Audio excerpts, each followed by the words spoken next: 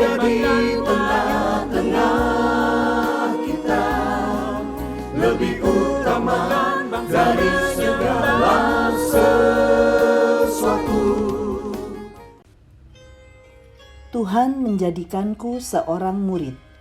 Tuhan Allah telah memberikan kepadaku lidah seorang murid, supaya dengan perkataan aku dapat memberi semangat baru kepada orang yang letih lesu.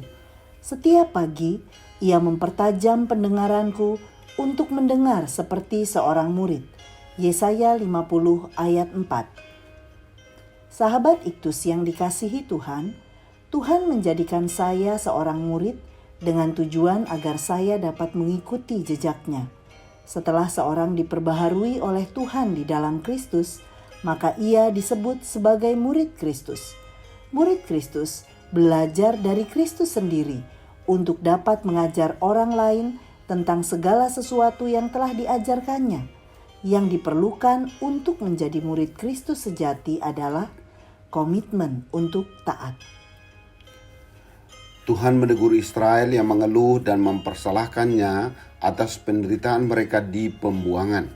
Hukuman Tuhan terjadi karena mereka tidak mau taat kepadanya sebagai hamba Allah. Kontras sekali dengan hamba yang digambarkan pada bagian ini. Yesaya adalah seorang murid yang taat. Setiap hari ia duduk di bangku sekolah milik Tuhan untuk berguru padanya.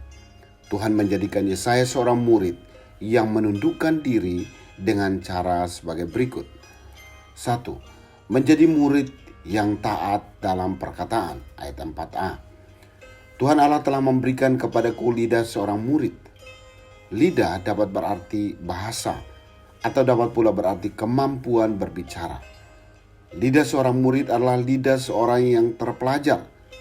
Ia telah terlebih dahulu belajar sehingga dapat berbicara dengan mengajar orang lain.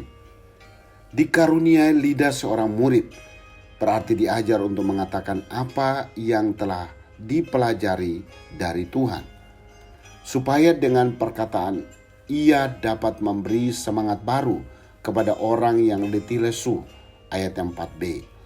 Lihatlah apa pelajaran terbaik untuk seorang murid, yaitu ia tahu bagaimana menghibur hati yang sedang gundah dan berkata-kata dengan hikmat pada jiwa-jiwa yang lemah dan membutuhkan pertolongan. Memiliki ketaatan dalam perkataan berarti menggunakan kemampuan berbicara untuk membangun orang lain dengan pengajaran Tuhan. 2. Menjadi murid yang taat dalam pendengaran, ayat 4b sampai ayat 5. Setiap pagi ia mempertajam pendengaranku. Seorang murid harus mendengarkan firman dari mulut Allah dengan tekun dan penuh perhatian. Tak seorang pun boleh menjadi guru sebelum mereka pertama-tama menjadi murid. Setiap pagi menunjukkan waktu kontinu yang dapat mempertajam kepekaan terhadap pimpinan Tuhan. Pagi hari merupakan waktu yang tepat untuk mendengar perkataan Tuhan sebelum mendengar kebisingan yang lain. Tetapi mendengar saja tidak cukup. Kita juga harus mendengar seperti seorang murid. Mendengar dan memahami. Mendengar dan mengingat. Mendengar seperti orang yang ingin belajar melalui apa yang didengar.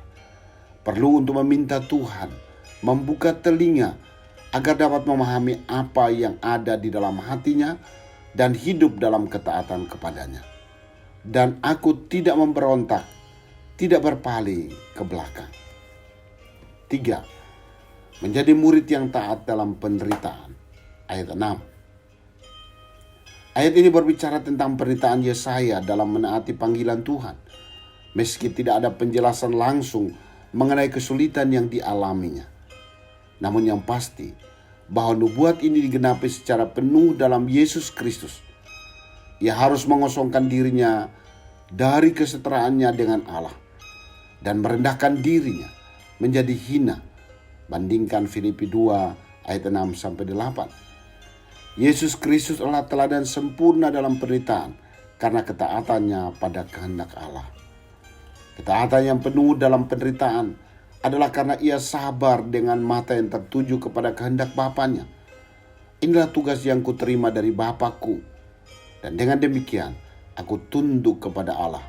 Bukan seperti yang ku kehendaki, melainkan seperti yang Kau kehendaki.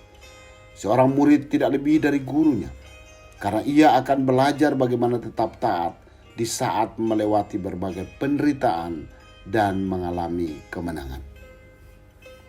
Sahabat Iktus, bagaimana sikap seorang murid Kristus? Ia haruslah seorang yang taat dalam perkataannya, yakni hanya mengucapkan kata-kata yang membangun bagi setiap orang yang ada di sekitarnya. Pekerjaan utama seorang murid adalah belajar, sehingga ia seharusnya memiliki lebih banyak waktu untuk mendengarkan firman Tuhan. Perkataan Tuhan yang telah didengarnya menjadi modal utama untuk dapat menguatkan mereka yang lemah. Saya bukan hanya mau taat dalam perkataan dan pendengaran, melainkan sebagai murid Kristus, saya dibentuk menjadi semakin indah melalui setiap penderitaan yang saya alami. Penderitaan menjadi alat Tuhan untuk membentuk saya menjadi murid Kristus sejati. Saya hanya belajar dari Kristus sendiri yang sebenarnya mampu untuk memberontak, tetapi ia tidak melakukannya. Ia tetap taat meski dalam penderitaan, demi tercapainya tujuan Tuhan yang mulia. Sahabat Iktus yang dikasihi Tuhan, apakah saya telah taat untuk menggunakan perkataan saya sebagai alat untuk membangun orang lain? Apakah saya telah mengalami bagaimana Tuhan membuka pendengaran saya untuk mengerti dan melakukan apa yang difirmankannya? Sediakah saya sebagai murid Kristus untuk tetap taat meski dalam penderitaan? Tuhan Yesus, saya ingin menjadi murid-Mu yang taat, baik dalam perkataan, pendengaran, dan penderitaan. Saya mengerti bahwa Tuhan melatih saya untuk senantiasa menyampaikan perkataan yang membangun dan bukan menjatuhkan. Bangkitkanlah gairah saya untuk mendengar firman Tuhan secara rutin di pagi hari, karena inilah yang memampukan saya untuk dapat menjadi berkat.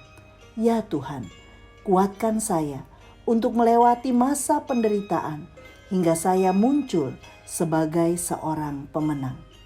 Amin. Tugas seorang murid Kristus hanyalah taat kepada Kristus. Kristus ada di tengah-tengah kita, lebih utama dari segala sesuatu.